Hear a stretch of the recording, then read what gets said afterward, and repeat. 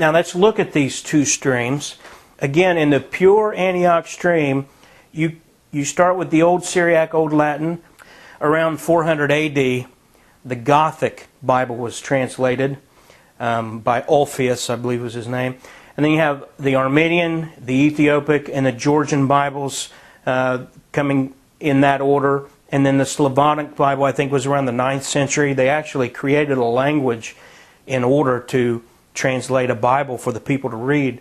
And that's a fascinating story as well. And if you notice, I've got up here unknown number of foreign Bibles through the centuries.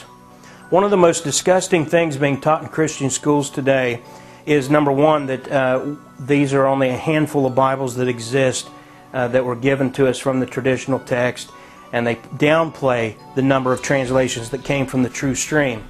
The fact is that during that period of time where you have the Old Syriac, the Old Latin, the Gothic, Armenian, Ethiopic, Georgian, and Slavonic, there were horrible persecutions.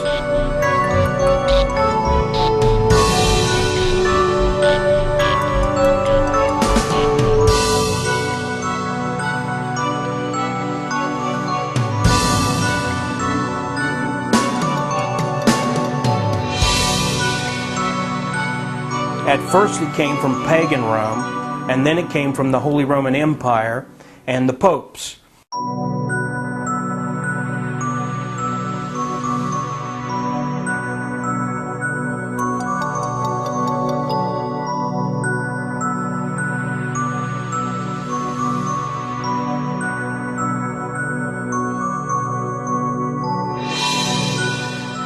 The persecution included burning their churches, burning their books, and burning the people. The people would be tortured until they would confess or give up the location of their Bibles and their literature. And today's Christian educated idiots in our seminaries and colleges, they pretend that the writings that we now possess somehow represent what really was written back in that time. The fact of the matter is, we don't know how many foreign languages had Bibles, and then the scholar sits around and pretends that by counting the number of quotations from this area and that area and the church fathers and that sort of thing, that they can somehow grade the Bible and decide which Bible verses to keep in it and which to cast out. What they're doing is rewarding Satan. Satan attacked Christians, killed them, burned their churches, burned their Bibles, and that's the only reason we don't have those texts, and the scholars know this. But they lack all common sense, and they continue to teach that we should go by the extant manuscripts alone, pretending that all these other things didn't happen and that the other writings don't exist.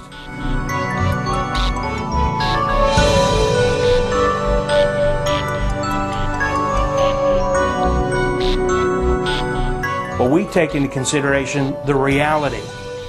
Satan has used the Pope, the Roman Church, and other governments under the control of Rome to burn Bibles and kill Christians throughout the ages.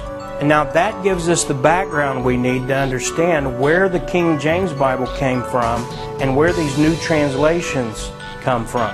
The King James Bible has this history behind it. And then from that pure stream, Erasmus gave us a Greek New Testament. People will falsely claim that Erasmus just didn't know about Sinaiticus and Vaticanus. The fact is, we have writings, letters written to him that prove that he knew about them and he rejected the readings.